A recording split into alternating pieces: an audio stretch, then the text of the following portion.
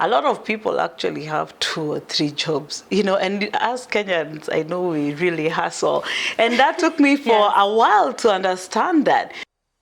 I think one lesson learned here is that sometimes you can go to school thinking you're going to do a specific thing. Then when you get done and you get out of there, something just totally different just switches.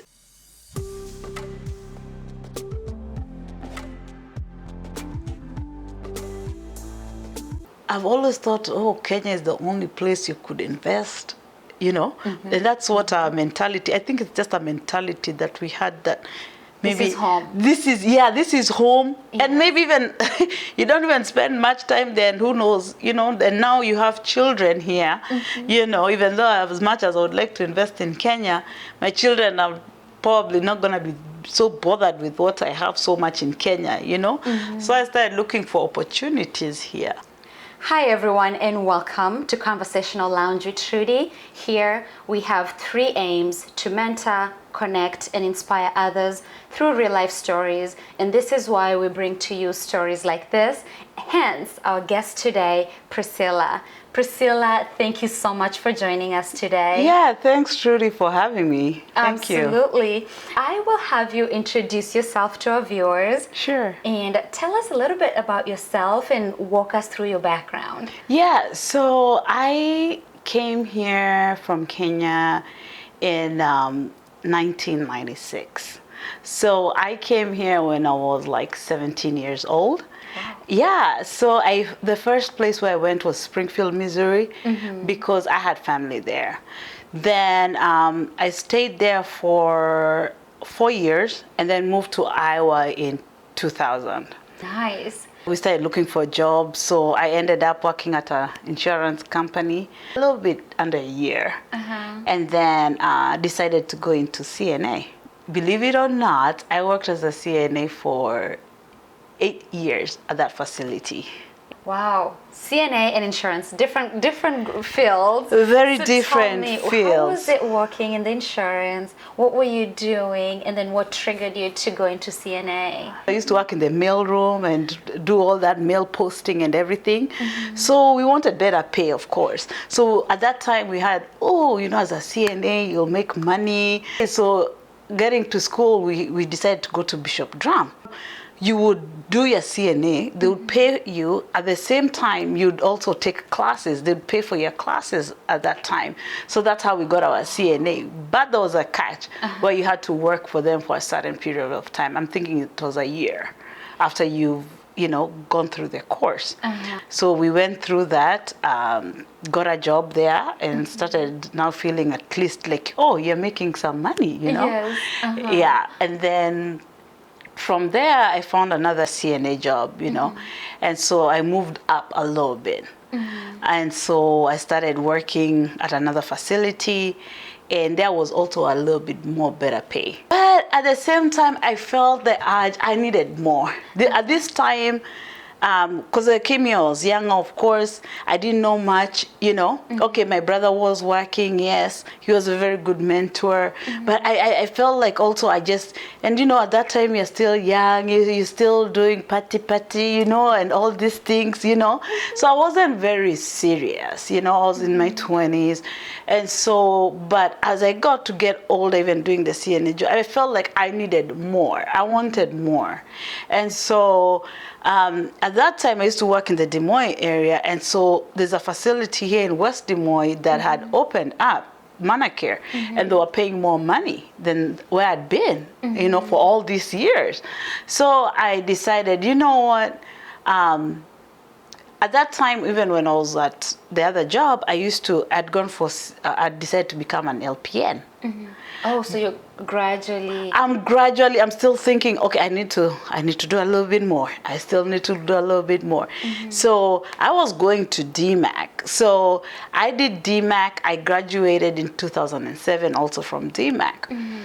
So for human services, And so from there, then that's when, I was still working. So I graduated from DMAC. I felt, okay, now, and I was still working with CNA jobs. I was like, okay, now I feel better. Now I can move from the CNA field to maybe like an office job kind of field. So, but still working, I really have a passion for people, and I really love working with people. And so I decided to go into human services so that I can be able also, have that sense of still helping people and be with people. So Quick, before you keep going, I'm really interested in this. So for people who are watching, and maybe they don't know what a CNA is, yes, they don't know what human services is, and they don't know how you can move from being a CNA into that journey. Can you just give them a little background of this is what a CNA does, and then what classes you had to take or what journey you had to take to transition to the human services? Sure. So CNA stands for Certified Nursing Assistant. So as a certified nursing assistant, what you do is, we call them activity of daily living. So for example, so as a CNA, you can work in different areas, right? For me, I used to work in the nursing homes, but others can also work outside their homes and go and help the elderly outside their homes. So in the nursing home, we have elderly. So we used to help them. That includes from bathing, dressing, feeding, just all the activities that they needed to be taken care of. As a CNA, that's what you do. So yeah, and then as far as human services is concerned, when I went to DMAC, I started taking human services classes. So those classes help you with, when we're talking about human service, we're talking about also the needs of people, right? So when I finished that course, I went and started working with an organization called Visiting Nurse Services of Iowa. They hired me as a Healthy Start case manager with that. So what does that mean? So that meant going out in the community, helping, at that time, helping parents who had had children. Either you're trying to help them with either finding schools for them, maybe helping them find food assistance, housing. So that's part of human services, as well as medical, trying to find medical homes for them, trying to find dental homes for them, as well as educating the parents, and doing also screenings for the children, just in, developmental screenings. So all that used to encompasses basically human services, and it's so broad. There's so many different areas, but that's where I started at. Nice. Yeah. You have a big heart. Thank you. I do. I love people, but yeah. Aww. Yeah. And also just working in the healthcare field. I knew that's a field where I wanted to be, so I've detoured, but my journey, I've always detoured, but still in the healthcare industry. So when I turned around 30, I decided, I want to be stable. I want to have my kids. So I started that journey. And so when she came, I knew, okay, now I had my associates, right? I knew I needed more, I needed to do more. Now I have a baby, I need to do more. So I decided, I wanted to do my bachelor's. So I did my bachelor's in public health. And that helped me a lot because it also provided me another opportunity. So at that time when I was working for Visiting Nurse Services of Iowa, I'd worked there for 4 years too. But at that time they didn't have anything open. So I decided to apply outside. So when I did, I felt so good because that was the actually first job where I got the biggest paycheck ever in my life. And I was so excited. I was like, oh my goodness, this feels good. Like so you're starting to join the American dream. So so I'm starting to build. And so, at first I was just so focused on giving this baby, everything and just making sure that I was being able to provide, So, and I knew that, education is big for me. So I knew that I had to be able to be in a place where also, financially, where I'm going to live is going to be determined by the schools and where I want to take her. So all that had started playing in mind because I would see also my brother. I would kind of model behind my brother what he was doing at that time. But I got excited once I graduated. I felt so accomplished that, believe it or not, I went back to school when I had my baby and also did my master's. Wow. Yes. So when I did my master's, at that time when I had my bachelor's, I'd already moved and started working for the state of Iowa. And so I thought for sure my journey is interesting because I thought for sure I was going to do back in that kind of healthcare, but I ended up being in an IT role as an analyst somehow. Is that what your master's was in? Totally different. It was in public health, but I did a lot of statistics and stuff like that. But I was nowhere close even into the IT role. So when I got the job there for the state, working like in the state, it kind of detoured into more of data analytics and stuff like that. So to me at the beginning it was a lot of self-teaching.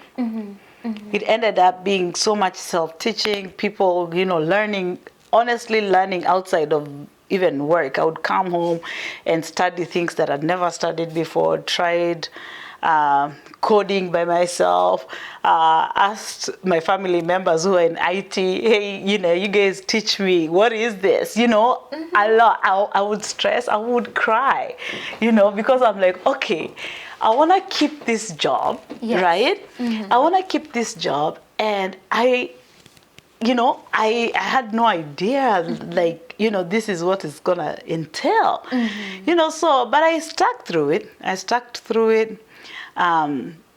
Thank God I finished my master's. I moved to an insurance company from the state. I found a job as a business analyst and there at Amerigroup. So I worked there for like 2 years. As a BA, and there was another learning curve where I just blossomed and just learned everything. Coding, now I could code, I'll think of you when I'm thinking about coding something or starting an app. So at that time I started doing programming. I could code. I was doing a lot of ad hoc reports. People would ask and they would ask for information. I could go in there and code whatever they needed the information, and it would pull out the reports and I would give it to them. Wow. And all this is self-taught. You just went in. So I went, honestly, I did not know when I entered into this role, honestly, that was not my intention. So I think also, God had another different plan for me, but I needed to go maybe even to school or whatever it took for me to get there. So I think one lesson learned here is that sometimes you can go to school thinking you're going to do a specific thing. Then when you get done and you get out of there, something just totally different just switches. And you have to just be able to be open and just willing to go through it, because you just never know where you're gonna, you have to be open-minded and be able to learn, and you have to have some drive. Otherwise you'll feel very overwhelmed, to tell you the truth, And so as I got better at it, I felt more confident. And my confidence grew, and the more I learned. And so I knew, being in the corporate world, I like corporate America, but that was not for me. I felt that I needed to still go and work in an organization where it still took care of people, but still in the IT role. So I wanted to merge the two. Yes, so I wanted to merge the two, because even in the insurance company I was working, actually it was healthcare, still part of healthcare, when the different insurance companies through healthcare. But I was like, I still felt that need of, I wanted a place where the mission is so strong and it's so driven and the results are so big that I can also be able to, kind of feel and see. So I decided to go back where it all started. So I went back and got a job back there as an analyst. So I've been there ever since. I'm also a professor at DMAC. Congratulations. Thank you. Your story has to be the most inspirational one yet. The fact that you went to college and every time you graduated, you were looking for something new, you were looking for another challenge, and the fact that your entire 6 years degree, right, for your master's, was in a completely different field than what you ended up undertaking. Right. And then at the end, you found a way to merge that knowledge from college with your self-taught college from the corporate world into something that you're doing today. Wow. Thank you. I'm a very strong believer in God, and I don't think all that would have happened if I didn't believe that, there's a bigger power than me that was helping me through this, And so, and I always try and put God first anyway in anything that I do. So with that being said, I felt like, okay, now doors are opening. And so I started also looking, The more, I think also the more wherever you are, if you look, you'll find it. So I knew I wanted to also continue do something. The more kids I got, I felt like the more I needed to hustle for them. Were they the driving force? Yeah. I felt, at that time, I felt, I got another baby. And I'm like, okay, I need more hustle, and I didn't know that, I used to see people doing, I thought my one job was good enough, and it would have been, but I knew there was still more. You can always hustle and get more. So that's when I started looking into DMAC. And so I got an opportunity to teach a class at DMAC, fell in love with it.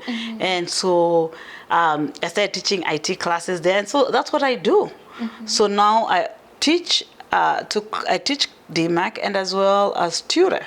Tutor in the evening. I've always had my plate full, and I've come to realize that a lot of people actually have 2 or 3 jobs, and as Kenyans, I know we really hustle.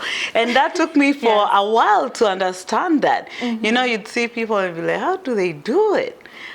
I came to realize, a lot of people do have 2, 3, 4 jobs, but they have such a drive. And so that just gave me the opportunity just to keep going. The older I grew, the older I tried, like many of us, you start thinking, what more can I do, Coming from Kenya, being born and raised in Kenya, I started feeling like, okay, I need now to start putting a lot of my roots, since I came here when I was 17, Yes, I go back and forth. I go back and forth to visit and stuff, but I felt like, when I go home, I'm hearing, buy a plot, buy something here at home, invest at home, So I would see people even investing at home, and I would be like, wow, maybe it's time, maybe now I'm working a little bit more, maybe try and start investing at home. So I did. So I started investing at home with a plot, the way people do it. But it clicked and dawned on me. The more because I like meeting people, just the way we met and everything, just listening to people. I believe, like, when I meet people, I come out there with some good knowledge. I try and get something out of conversations that will benefit, So I always try and do that. So the more I met people, even from here, the more I got inspired of what people were doing here. And so I thought about it, I was like, okay, I've always thought, Kenya is the only place you could invest, and that's what our mentality, I think it's just a mentality that we had, that This is home. This is home. Yeah. And maybe even you don't even spend much time there, and who knows, and now you have children here, even though as much as I would like to invest in Kenya, my children are probably not going to be so bothered with what I have so much in Kenya, So I started looking for opportunities here. So the same way that I'd started in Kenya, I started also here, trying to now figure out ways I can, started looking, searching, just for land, searching for property that maybe I can buy here and start small, So I started doing that. So I ended up with a plot here. I've ended up now with a townhome here. And hopefully with that now I'll keep growing and just also try and invest more here just for my children, because I want them to have, for me it's also a good source of retirement. Okay, and that also went into teaching, because I was thinking, when I retire, teachers go on forever. You can always teach for a long time, right? Yes. So, and you'll see professors who are so old and they're still teaching, yeah? So I would like to, that will keep me busy. And then I thought about the children also. I want them to have a good starting point when they graduate, even from high school, or they graduate from college. Once they graduate from college, they have a better starting point than I did. Yeah. My parents, I believe, they were hardworking. I got my hustle, I think, from them. My mom, as a small kid growing up, I remember my mom having 2 jobs. She used to have work at MCO Glass at that time, at a glass company, and would go to England, travel and buy, those days used to be called skirt suits, and come and sell, go to England, go to all these countries to buy and come home and sell. Yeah, so I think that's where I got the hustle from. And so I could see that. And so I feel, and so they gave us that opportunity to be able even to come here at an early age. Even my brothers, everybody's out of the country apart from one of my sisters. I have siblings in London too. But they were able to get us better opportunities, right?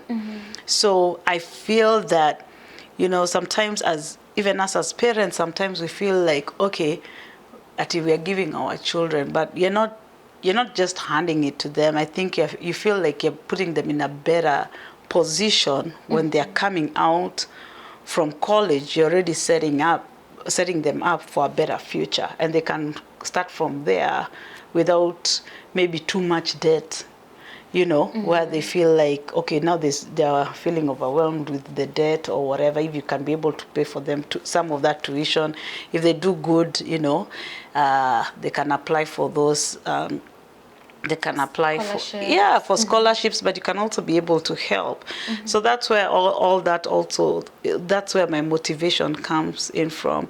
And I feel, as I said, if you can be able to invest even here, I believe there are very many opportunities. And if you just start with just one thing, just small, you can build off of that.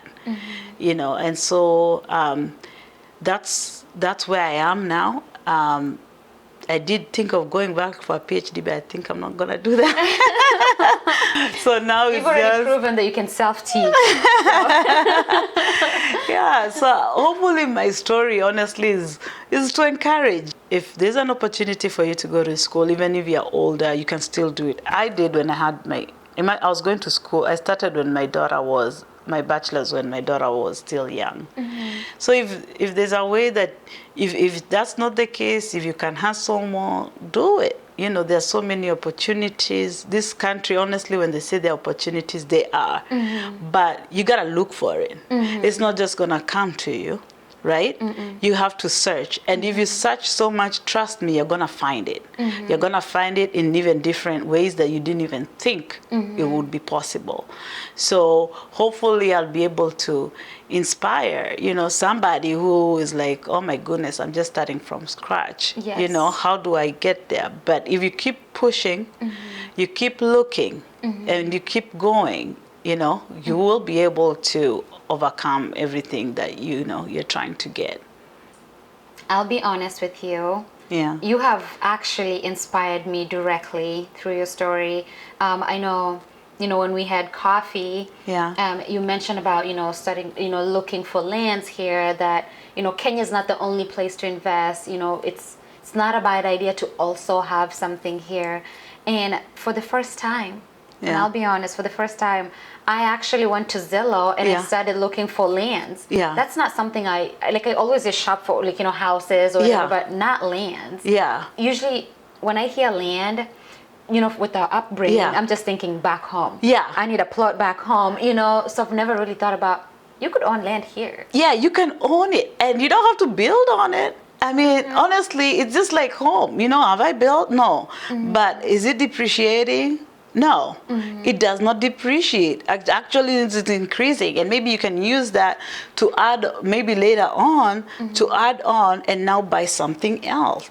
And so that's how, if it's a good price now, keep it, and then sell it later and maybe invest in another thing, so hopefully, as I said, it's here, they're there, you just have to kind of look for it. And if you look for it, you'll, it doesn't even have to be in your area, specifically, like mine is not even in Des Moines. It's a little, like an hour and a half away. But, if you look for stuff, you'll find it. Just the way you're going to start searching, you'll probably land and see something which is pretty reasonable, which you can be able to do. And, and it's because you've been searching, but you didn't think of searching. So I am a strong believer in personal stories like yours. We're connecting, and you're showing me through your journey that it can be done. Yeah.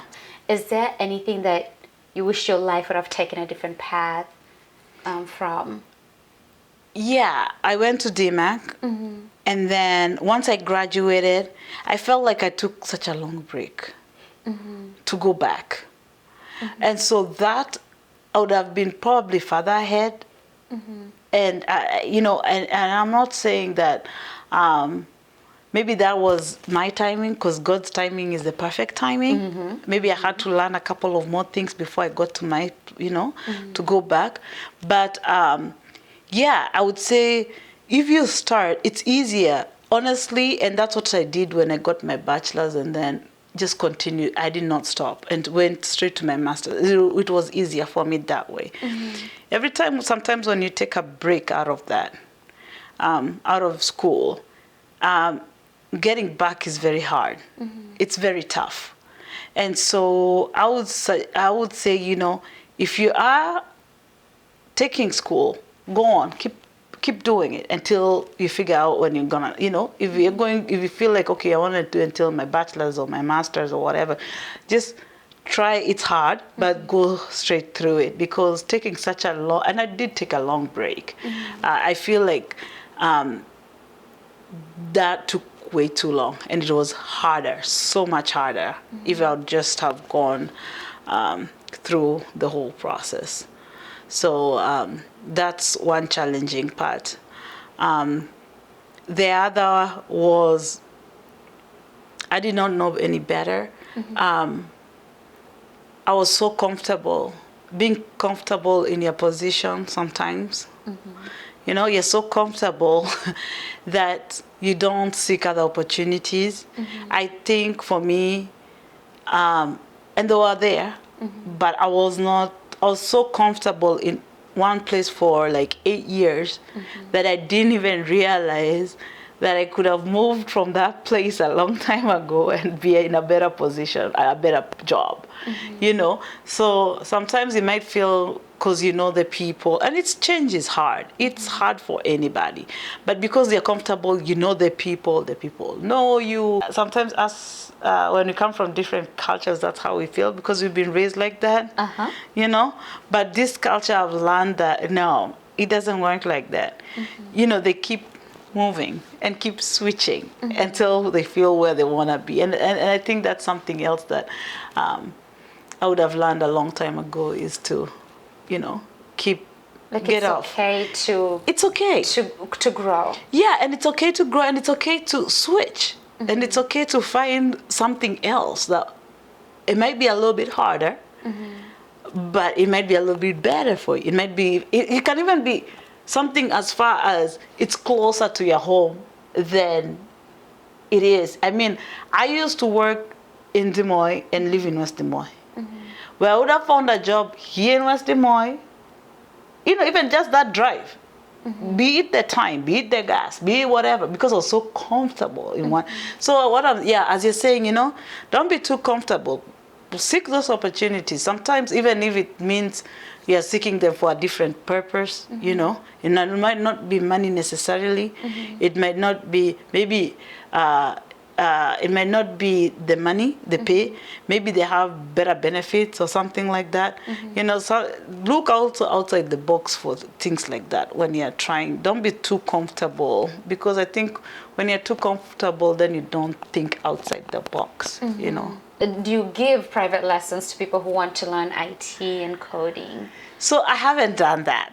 So that's an area, and I've been asked, even just basic computer, just because sometimes we have a lot of refugees coming here, and sometimes they just even need to know how to just even do like a Word document, or even just PowerPoint or Excel or things like that. Not even necessarily even the hard coding, but also that, is something that hopefully now that I've settled in my professor role nicely, I've been here now for a couple of years, is something that maybe I'll start looking into outside of the institution, maybe do privately. That would something that I would really like once my kids grow a little bit, because it's kind of trying to juggle mom, school, regular work, Yes. Yeah, but definitely, that's something that I've thought about actually. Yeah. Well, if you ever change your mind and decide that you want to offer private tutoring, get back with me so we can let everyone know how they can get a hold of you. Sure. That way at least they can start booking lessons and classes with you. Yeah. And I think there's still more to come. I don't know what's in there, but I keep searching, I keep digging, I keep learning. The more, I keep, I'm always inspired just to keep learning, just to keep searching as I do. Maybe there's another language that I don't know, as far as IT is concerned. So I'm kind of always teaching myself that too as well.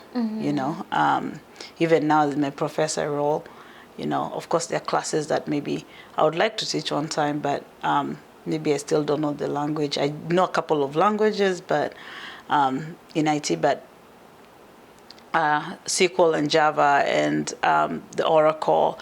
And so I'm still teaching myself and still learning that. So so we'll see more to come. So I still have You're a an lot inspiration. to go. Oh my goodness. Yeah. That is true. You can never say that you have enough knowledge. No, there's so much. There's still more to come. I'm still learning from you. I'm still learning from everybody I meet. So there's still, always, and when you meet people, try and take one or two things out of there, know.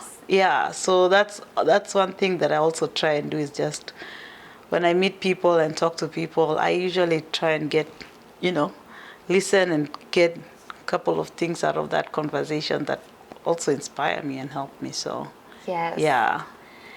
so if someone's watching right now and they're truly inspired by your journey, what advice would you have for such a person?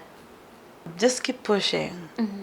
It's hard, it's tough, it's not easy, it's not gonna be easy. You've had my moments, I told you there are moments where you cry, you feel like you just can't do this, but you get up, you go, you keep pushing and keep pushing. And the more you push, honestly, the more you push, the more opportunities and the more doors you open, and the more you start thinking about even different things maybe you haven't thought about. So just keep work hard.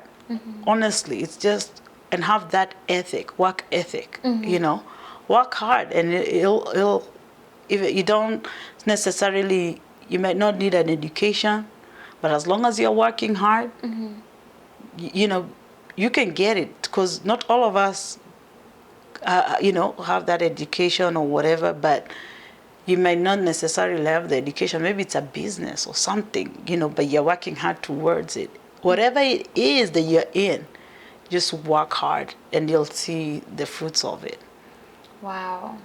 Work hard. Yeah. And you're a testament to that, because you are a hard worker, my friend. Thank you, Trudy. Thank you. I appreciate that. Well, again, thank you so much for being on our show today. And above all, thank you for inviting me to your beautiful home. Thank I cannot you. say that enough. I am in love with this place.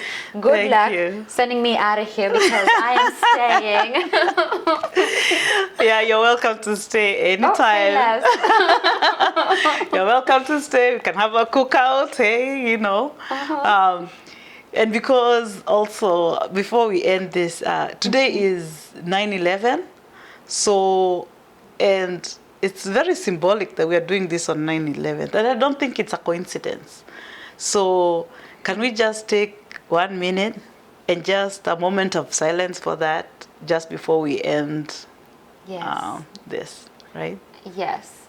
So let's do that.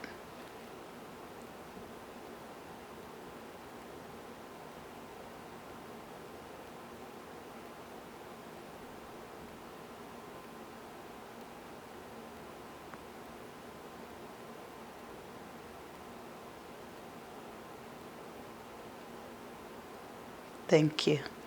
Thank you, Priscilla. If you or anyone that you know might be inspired by this story, please share this with them, and share everything else that we bring to you with them as well, because truly the purpose of this show is to mentor, connect, and inspire others through real life stories.